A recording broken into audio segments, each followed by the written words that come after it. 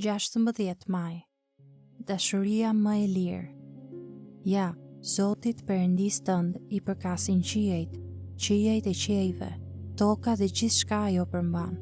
Por Zoti u fali dashurinë e tij vetëm etërve të tu dhe i deshi ata, dhe pas tyre midis tërë popujve zgjodhi pasardhjen e tyre. Domethënë ju, ashtu siç po ndodh sot. Ligji për të rirë 10:14-15. Dashuria zgjedhëse e Perëndis, dashuria përmes së cilës ai zgjedh një popull për veten e tij, është absolutisht e lirë. Kjo dashuri është derdhja e hirshme e lumturisë së tij të pakufishme, e drejtuar nga urtësia e tij e pafundme. Ligji për të rirë 10:14-15 përshkruan kënaqësinë që kishte Perëndia në zgjedhjen e Izraelit nga të gjithë popujt e dheut. Vëre dy gjëra.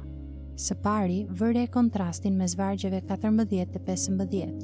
Pse Mojsiu e përshkruan zgjedhjen e Izraelit në sfondin e faktit që Perëndia ka në zotërim tërë gjithësinë? Pse në vargun 14 ai thot: Zotit, Perëndis tënd i përkasin qiejt e qiejve, toka dhe gjithçka ajo përmban. Dhe pastaj në vargun 15 thot: Por Zoti u fali dashurinë e tij vetëm etërve. Duket sikur arsyeja është të heq qafe çdo ide që Perëndia ishte disi i shtrënguar për të zgjedhur këtë popull, që ekzistonin disa kufizime për zgjedhjen e tij dhe që në një farë mënyre ai ishte i detyruar të zgjidhte. Ideja është që të heq qafe idenë pagane se një Perëndi mund të ketë të drejtën dhe autoritetin që të ketë popullin e tij, por jo më shumë se një. E vërteta është që Jahveu është Perëndia i vetëm i vërtetë. Ai zotëron gjithçka në gjithësi dhe ka të drejtën dhe autoritetin që të marrë cilin popull të dojë si zotërimin e tij të veçantë. Prandaj, për Izraelin, e vërteta e mrekullueshme që s'mund të përshkruhet dot, është që Perëndia i zgjodhi ata. Ai nuk kishte pse ta bënte. Ai kishte të drejta dhe privilegje absolute për të zgjedhur çdo popull mbi faqen e dheut për qëllimet e tij shpenguese. Mund të zgjidhte të gjithë ose të mos zgjidhte asnjërin prej tyre.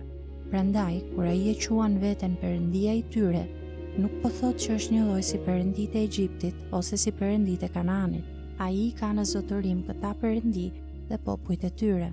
Nëse do t'i kishte pëlqyer Perëndis, mund të kishte zgjedhur një popull krejt tjetër për t'i përmbushur qëllimet e tij. Ideja e vendosjes bashkë të vargjeve 14 dhe 15 kështu është të theksojë lirinë, të drejtat dhe autoritetin universal të Perëndis.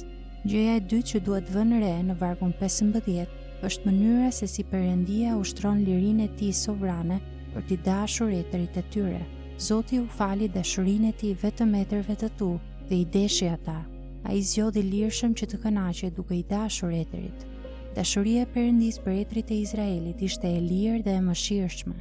Ajo nuk ishte e detyruar nga ndonjë gjë në identitetin jude të etërve dhe në virtytin e tyre. Ky është një mësim për ne. Për ne që jemi besimtarë në Krishtin, Perëndia na ka zgjedhur po aq lirshëm, jo për shkak të ndonjë gjëje te ne, po për shkak se Perëndis thjesht i pëlqeu që ta bënte.